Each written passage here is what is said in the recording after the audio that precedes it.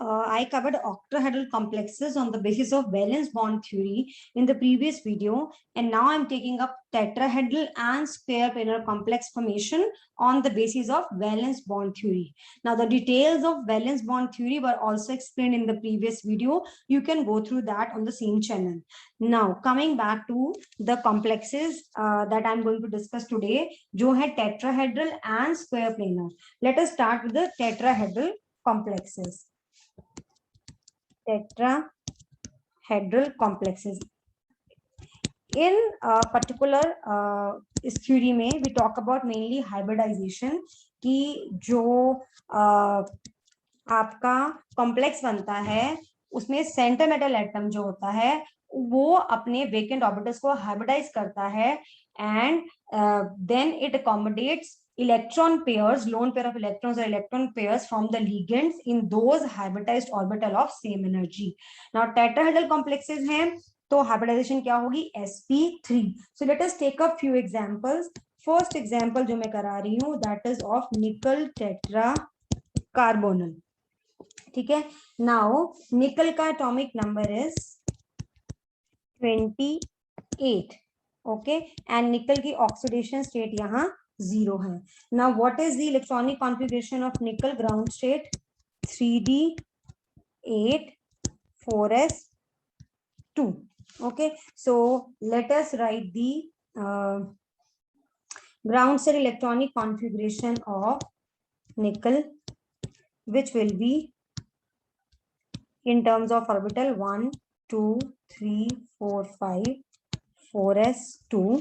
तो ये होंगे 1 2 3 4 5 6 7 8 1 2.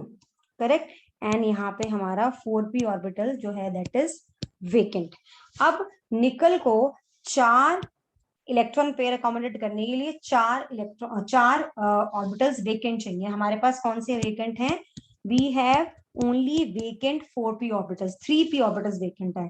So under the influence of strong carbon monoxide carbonyl ligand, ये जो इलेक्ट्रॉन्स थे 4s की ये यहाँ शिफ्ट हो जाएंगे और इनकी हो जाएगी pairing. And this will make available 4s orbital empty.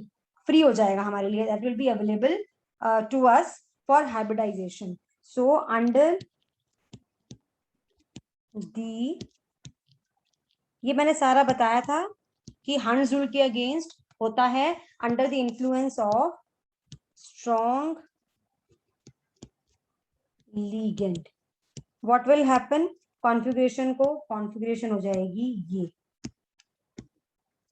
1 2 3 4 5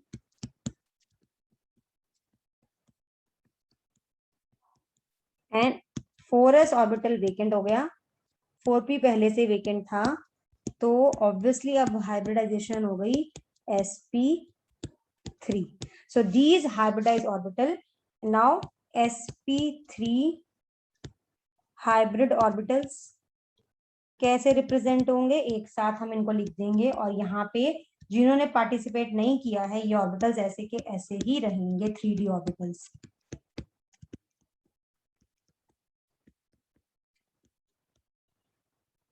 ये 4 orbitals 1 2 3 4 these are sp3 hybridized orbitals. और अब कार्बोनिल से 4 इलेक्ट्रॉन पेयर यहाँ अकोमोडेट हो जाएंगे.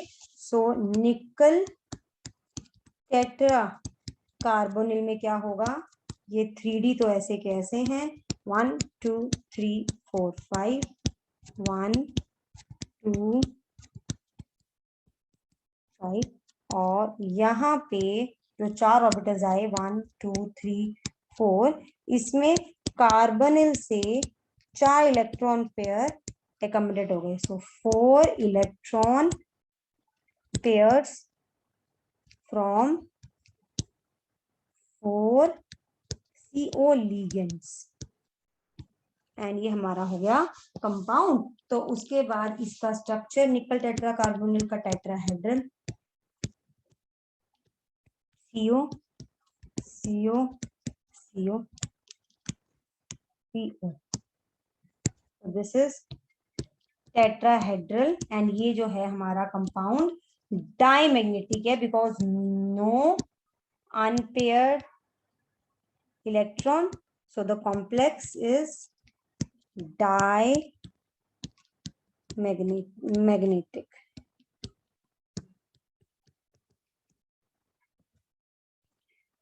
ओके, चलिए अब एग्जाम्पल करते हैं और एग्जाम्पल कर लेते हैं।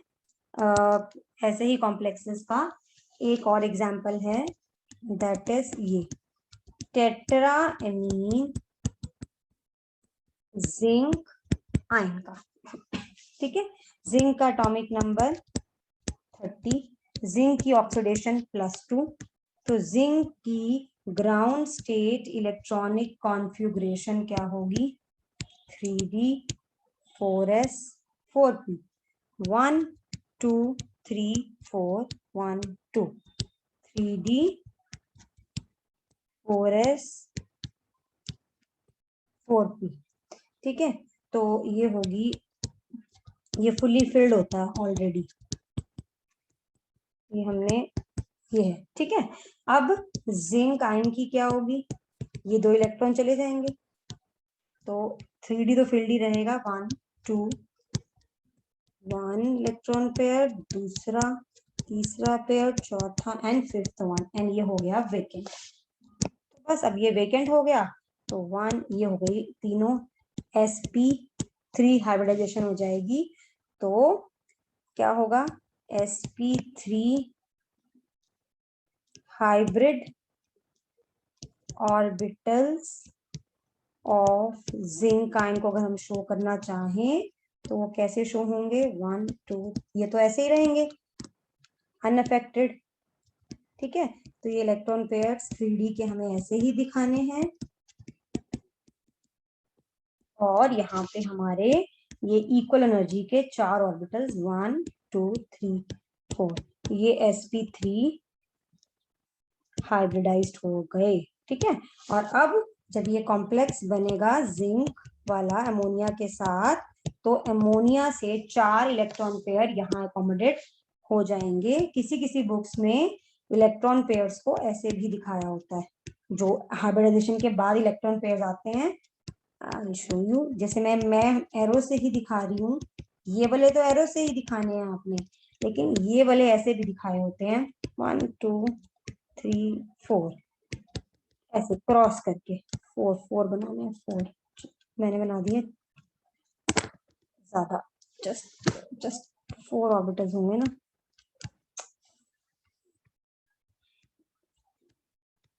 तो कहीं कहीं ऐसे भी दिखाए होते हैं कि ये यहाँ पे अकोमोडेट हो जाएंगे, और ये हमारा बन जाएगा स्ट्रक्चर जिंक इसका, एंड ये भी टेट्राहेड्रल है, NH3 NH3 NH3 NH3 2 positive, tetrahedral तो है ही, साथ में देखिए इसमें कोई भी अनपेयर्ड इलेक्ट्रॉन नहीं है, तो ये भी क्या है? डाई मैग्नेटिक है।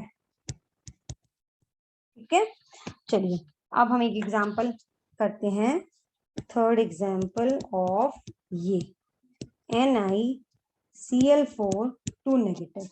ठीक है, निकल जो है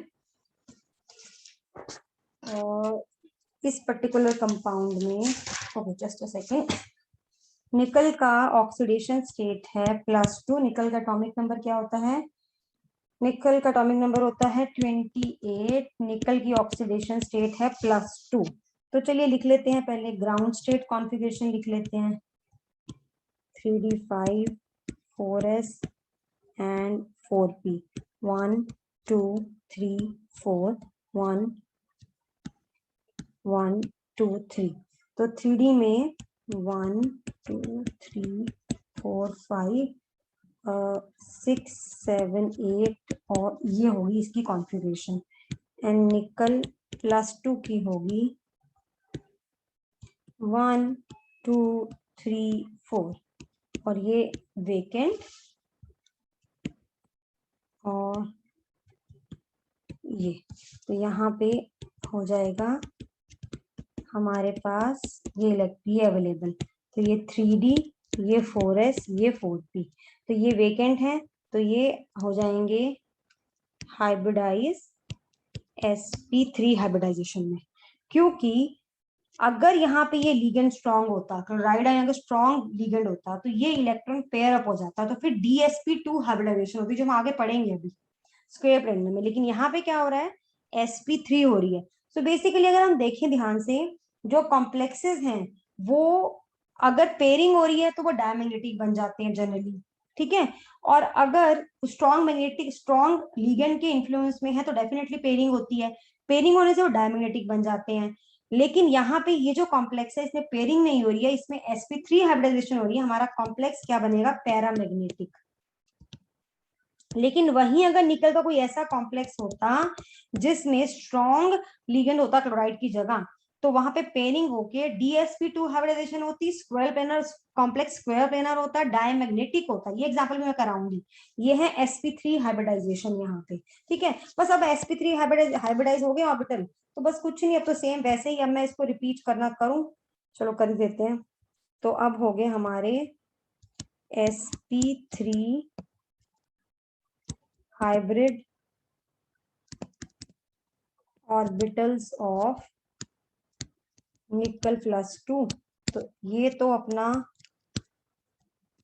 ऐसे का ऐसे ही रहेगा, 1 2 3 4 5, ठीक है। ये ऐसे का ऐसे ही रहेगा, 1 2 3 4 5 6 7 8। ये आपका हाइब्रिडाइज होके 4 ऑर्बिटल्स इक्वल एनर्जी के बन जाएंगे, 1 2 3 4। ये हो गए sp3, और फिर NiCl, इसके अंदर हमारा ये 3d 1 2 3 4 1 2, ये ठीक है। तो ये हो गया यहाँ पे, इसमें अकोमोडेट हो गए 4 इलेक्ट्रॉन पेयर, 1 2 3 4, किसके, क्लोराइड से। 4 electron pair from chloride, 4 chloride ion से। तो ये हमारा कॉम्प्लेक्स हो गया टेट्राहेड्रल।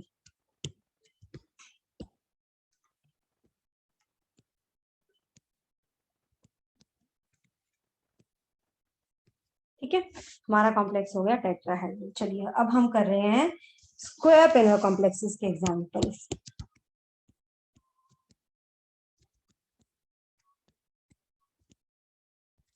स्क्वायर प्लेनर, ठीक है। स्क्वायर प्लेनर में देखिए, अब यही मैं निकल का एग्जांपल कराती हूँ, निकल के कॉम्प्लेक्स का। तो दिस इज दिस। अब देखो, अभी हमने किया था कि निकल का जो होता है एटॉमिक नंबर वो होता है 28। निकल की ऑक्सीडेशन स्टेट है +2। तो यहाँ पे निकल की ग्राउंड स्टेट इलेक्ट्रॉनिक कॉन्फ़िगरेशन क्या होगी, जैसे पहले ड्रॉ करी थी एग्जैक्टली वैसे ही, same 3d8 1 2 3 4 4s and 4p। तो 1 2 3 4 5 6 7 8 एंड ये, और ये है 3d, ये है 4s, ये है 4p।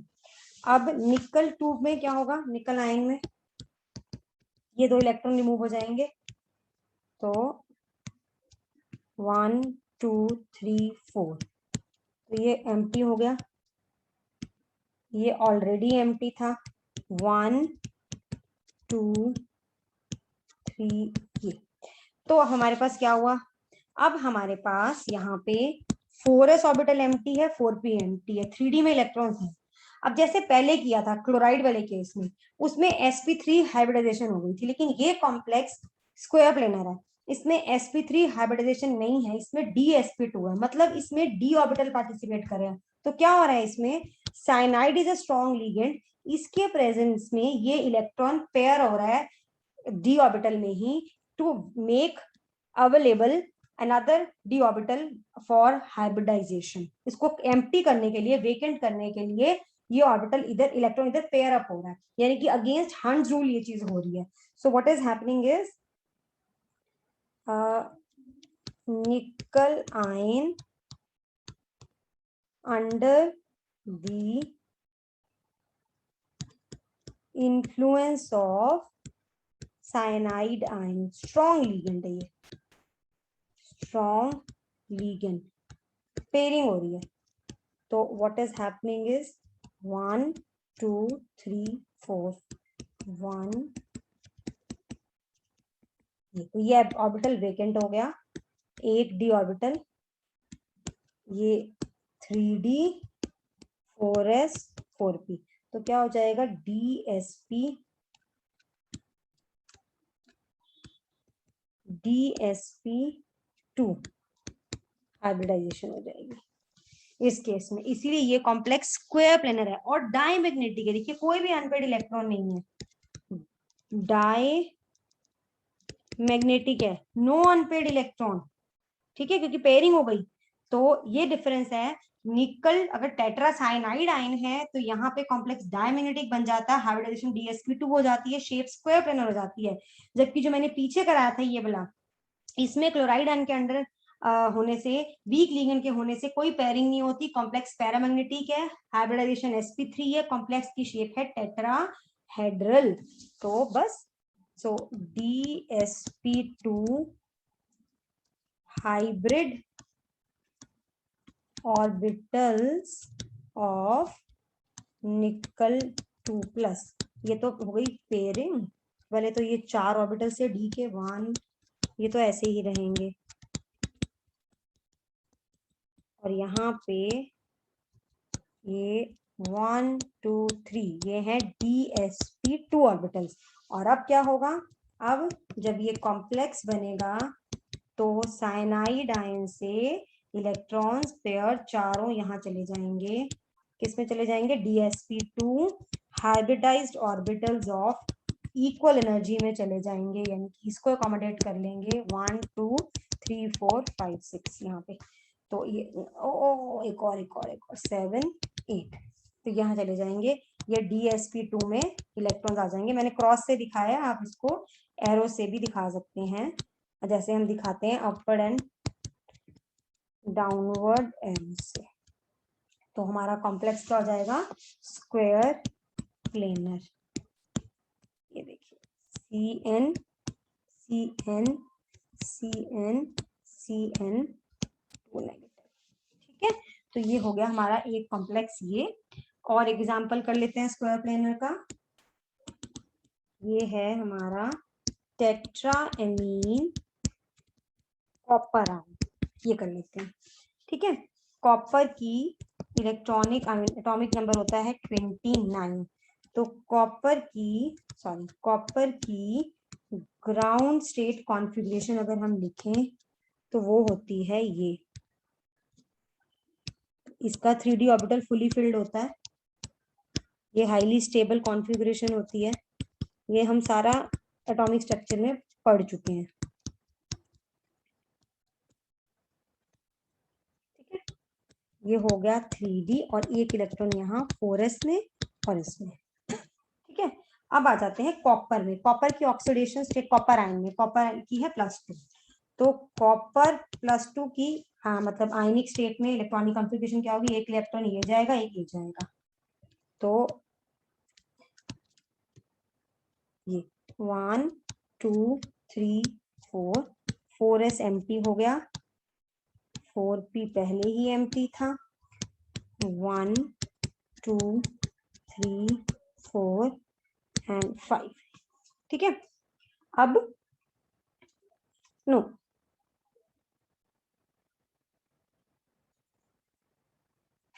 देखिए अब क्या हो रहा है, यहाँ पे हमारे पास 3d का तो कोई ऑर्बिटल एम्प्टी नहीं है, 4s और 4p एम्प्टी है. तो होनी की चाहिए sp3 हाइब्रिडाइजेशन होनी चाहिए इसके अंदर.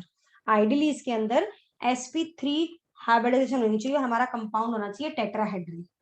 करेक्ट, लेकिन ऐसा नहीं होता.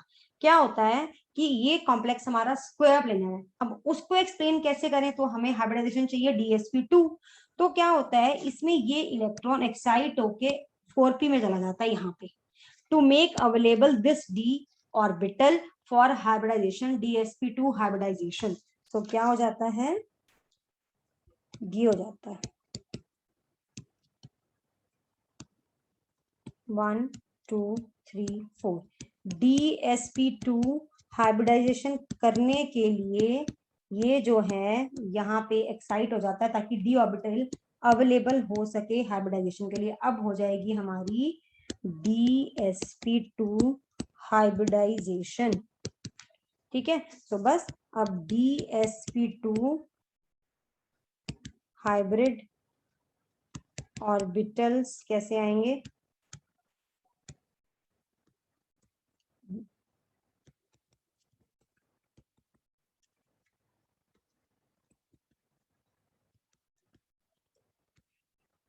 वन टू, और यहाँ पे एक इलेक्ट्रॉन वैकेंट, और ये हो गए हमारे dsp2। और जब कॉम्प्लेक्स बनेगा कॉपर का अमोनिया के साथ तो 4 इलेक्ट्रॉन ऑब्वियसली वहीं अकोमोडेट हो जाएंगे, कहाँ पे, जहां पे हमारे dsp2 हाइब्रिडाइजेशन हुई है जिन ऑर्बिटल्स में, उनमें। तो 1 2 3 1 2 3 4 5। ठीक है, और नहीं ये तो खाली है, सॉरी ये तो 4 ही है ना, एक तो चला गया था हाइब्रिडाइजेशन में। 1 इज यूज्ड इन हाइब्रिडाइजेशन, तो ये हमारे हैं dsp2 1 2 3 4। तो ये आ जाएंगे इलेक्ट्रॉन्स फ्रॉम अमोनिया, ये हमारा एक अनपेयर्ड है, ये dsp2 है, ये आ गए 4 electron pairs from 4 ammonia molecules, and hence this gives the complex tetraamine copper as square planar shape, and hybridization है dsp2। और कॉम्प्लेक्स क्या है, एक अनपेयर्ड इलेक्ट्रॉन है, तो जो कॉम्प्लेक्स है वो क्या बन जाएगा, paramagnetic.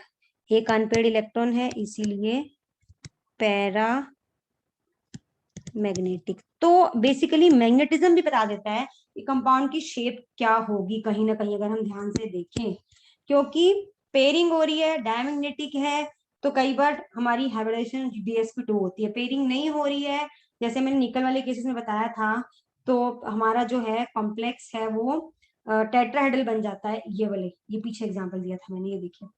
So these were few examples of tetrahedral and square planar complexes. So next video will include the drawbacks of the limitations of valence bond theory, and along with that crystal field theory के बारे में भी पढ़ेंगे next video में।